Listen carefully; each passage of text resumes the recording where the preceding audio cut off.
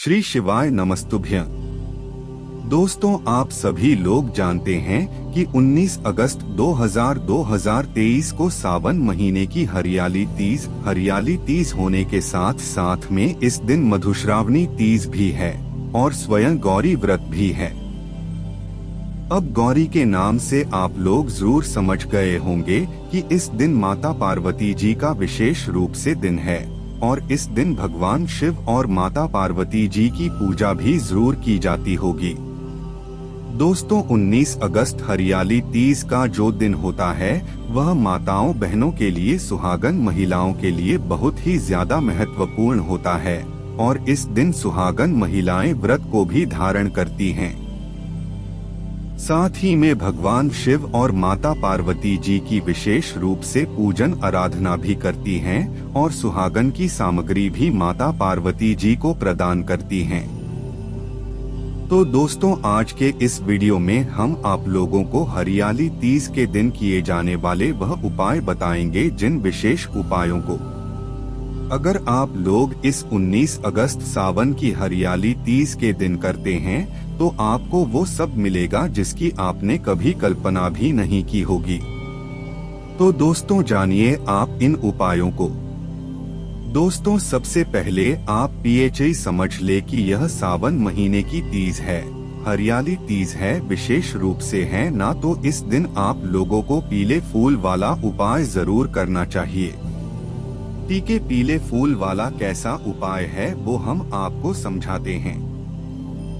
ये उपाय आपने पहले भी किया होगा, पर इस दिन इस उपाय को करने का अलग महत्व है, अलग फल है।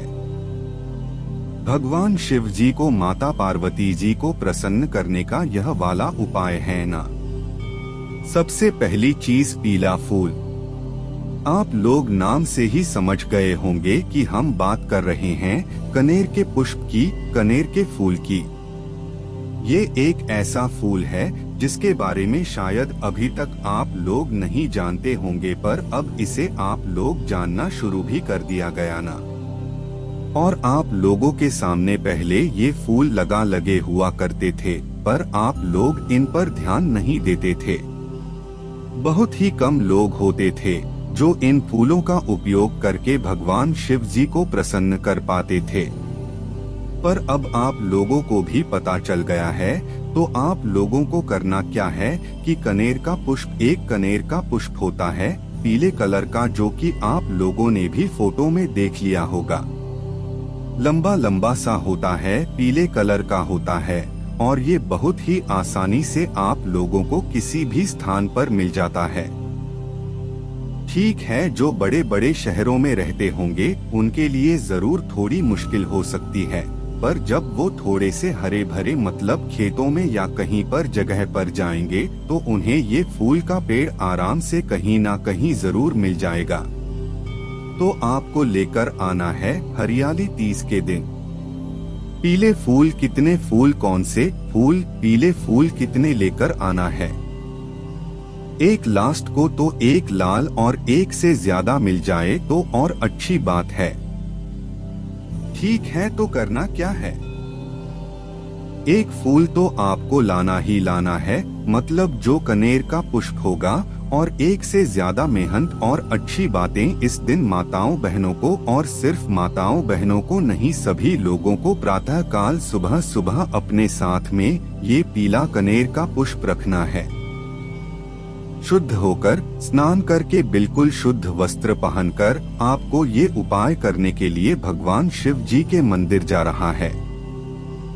ठीक है, आपको करना क्या है? 2 लोटा तो जल भरना है क्योंकि सावन का महीना है।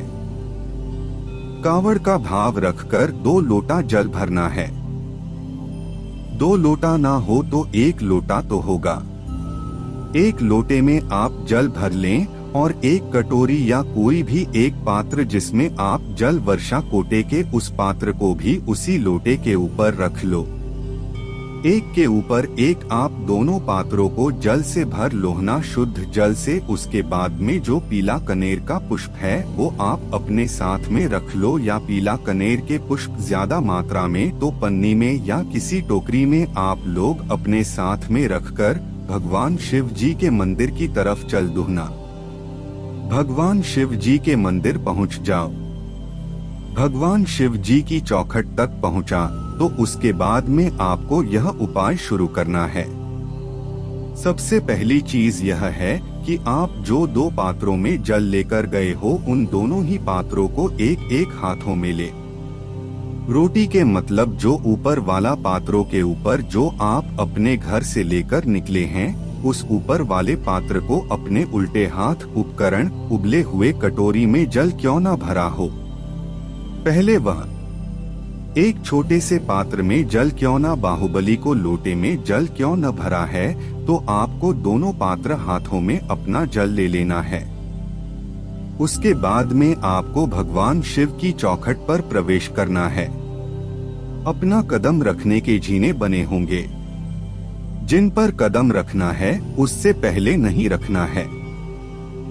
ठीक है, दोनों हाथों में आपको पात्र आ जाए, फिर उसके बाद भगवान शिव जी के मंदिर के अंदर प्रवेश करो। प्रवेश करने के बाद सबसे पहले आप खुद जाकर इन दोनों पात्रों से भगवान शिव जी के ऊपर जल चढ़ाना। जैसे चढ़ा होगी वो शिव जी की शिवलिंग होगी। शिवलिंग के ऊपर इन दोनों पात्रों को करना एक दूसरे के आमने सामने। अपने दोनों हाथों को हम एक दूसरे के आमने सामने कर लिए।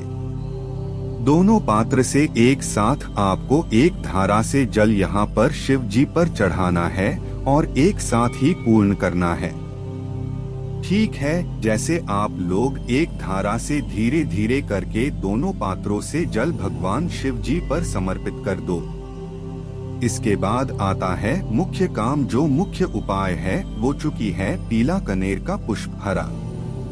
अब इस पीले कनेर के पुष्प को आपको भगवान शिव जी के शिवलिंग के ऊपर समर्पित कर देना है।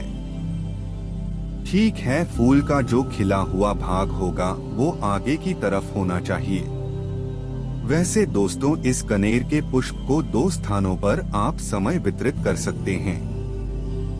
इस उपाय के अंतर्गत पहला स्थान तो भगवान शिव जी के शिवलिंग के ऊपर है और जो खिला हुआ भाग होगा ना वो शिवलिंग के आगे की तरफ होना चाहिए। इस बात का ध्यान रखना, मतलब सामने की तरफ है ना, और उपाय भी सामने से करें तो ज्यादा अच्छा रहेगा। ना तो खिला हुआ भाग सामने की तरफ करके चढ़ा देना और आंख बंद करके भगवान से जो आप मांगना चाहे वो मांग सकते, अन्यथा नहीं भी मांगेंगे तो भी भगवान शिव आपको बिना मांगे देंगे। ठीक है, उसके बाद में दूसरा जो स्थान ना करें पुष्कर चढ़ाने का वो है माता अशोक जी का स्थान। यह स्थान विशेष रूप से अपनी मनो कामनाओं को पूर्ण करवाने के लिए होता है। जब आप पीला कनेर का पुष्प माता अशोक जी वाले स्थान पर, मतलब जलाधारी के बिल्कुल बीचों बीच समर्पित करेंगे, ना तो उस फूल का जो खिला हुआ भाग होगा वह होना चाहिए। भगवान शिव जी की शिवलिंग की तरह जब आपने शिवलिंग के ऊपर चढ़ाया था तो यह सामने की तरफ था, पर जब आप जलाधारी के ऊपर चढ़ेंगे तो इस फूल का भाग भगवान शिव जी के शिवलिंग की तरफ होना चाहिए। चढ़ाकर बस भगवान से प्रार्थना कर लेना, माता सुंदरी से प्रार्थना कर लेना, फिर आपकी जो मनोकामना होगी ना, जो आपने भगवान शिव से बोली होगी, माता 100 तक पहुंचेगी और माता अशोक जी भगवान शिव जी से निवेदन करेंगे कि वह आपकी मनोकामना को पूर्ण करें।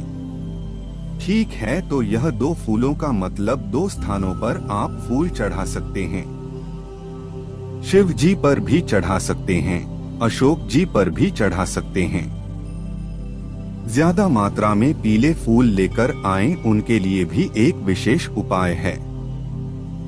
वह चाहे तो इस उपाय को शाम के समय भी कर सकते हैं।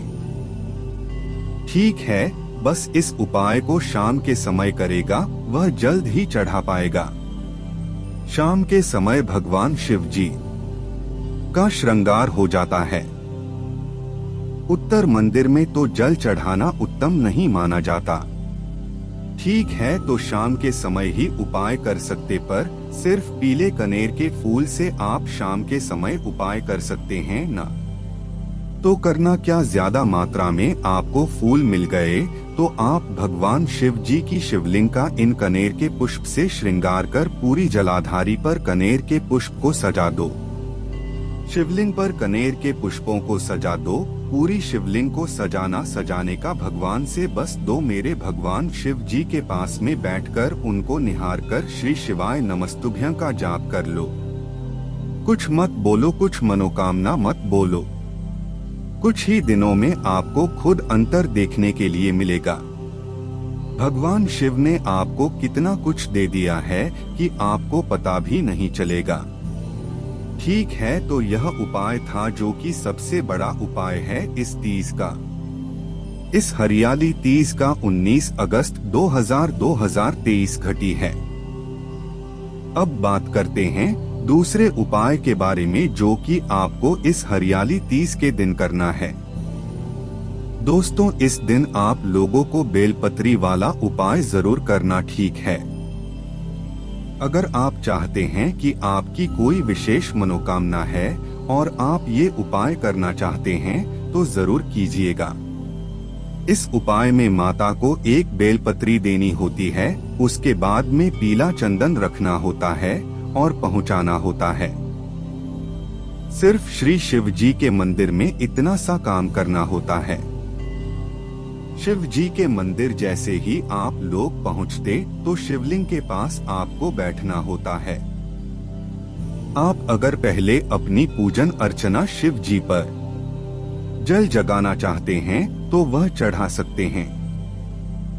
चढ़ाने के बाद फिर शिव जी के पास आकर आपको बैठ जाना है। अब आप अपने साथ एक बेलपत्र लेकर आए ना।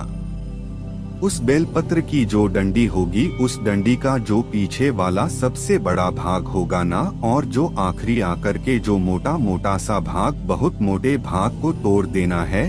तो आप लोगों ने तोड़ने के बाद उस मोटे वाले डोक को, जिसे हम बेलपत्र का ढूंढ कहते हैं, न सिर्फ एक ही बेलपत्र में उपयोग, उसी बेलपत्र की एक बूंद को आपको तोड़ लेना है। तोड़ने के बाद आपको इस मोटे वाले ठूंठ को अपने उस पीले चंदन में डाल देना है।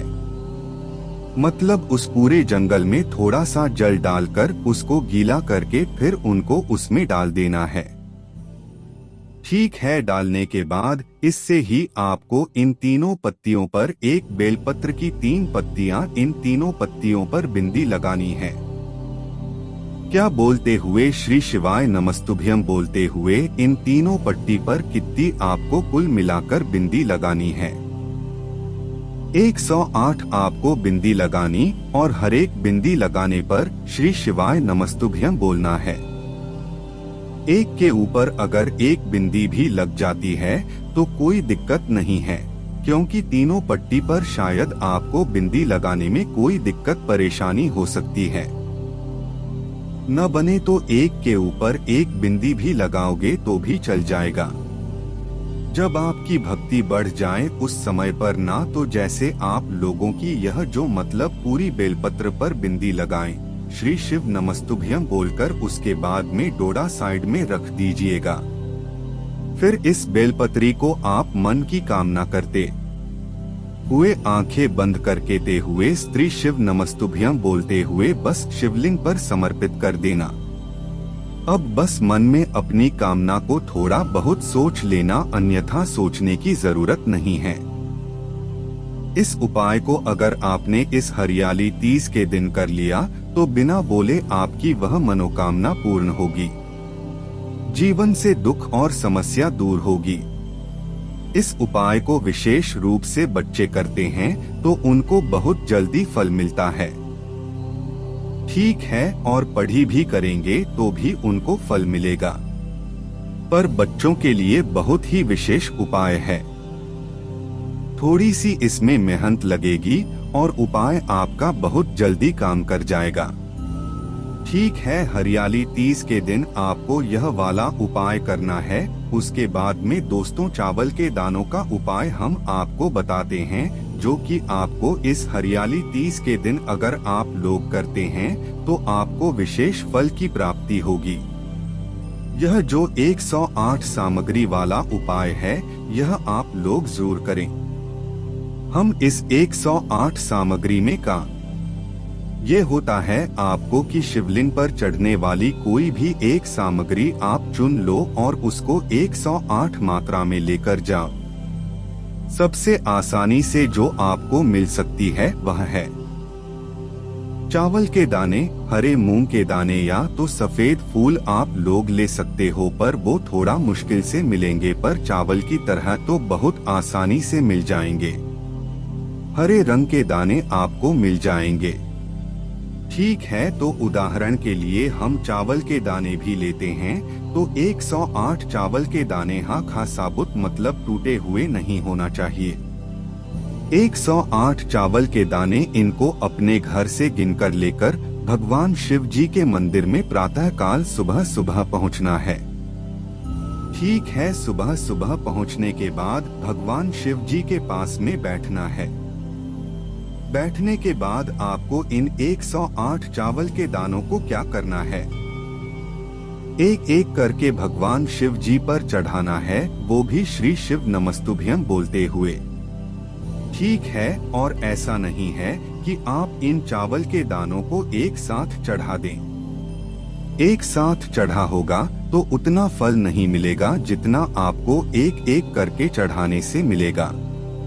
तो 108 चावल के दाने एक एक करके श्री शिव नमस्तुभ्यम बोलकर आप छुड़ा के जिसके चारों तरफ से श्रद्धा श्री शिव नमस्तुभ्यम बोला दूसरा चढ़ाएं, फिर श्री शिवा नमस्तुभ्यम बोला। इसी तरीके से पूरे 108 चौकीदार आपको भगवान शिव जी पर चढ़ाना है। बस आखिरी वाला जो 108 व चावल का दाना होगा ना, इसको भगवान शिव जी पर चढ़ाना, उस समय अपनी मनोकामना बोल देना है जो आप भगवान शिव जी से काम कराना चाहते हो या कुछ अपने मन में कामना। जो बात भगवान शिव जी से बोलना चाहते हैं वह आखिरी वाले चावल के दाने को चढ़ाते हुए श्री शिव से बोलते हुए बोल देना। बस यहाँ पर ये उपाय पूरा हो जाता है। तो दोस्तों, ये वो उपाय है जो कि आप लोगों को इस 19 अगस्त सावन की हरियाली तीज के दिन जरूर करना है। कोई भी आपको समस्या आती है तो आप हमसे कमेंट करके पूछ सकते हैं। ओम नमः शिवाय। जय भोले बाबा, श्री शिवाय नमस्तुभ्यं।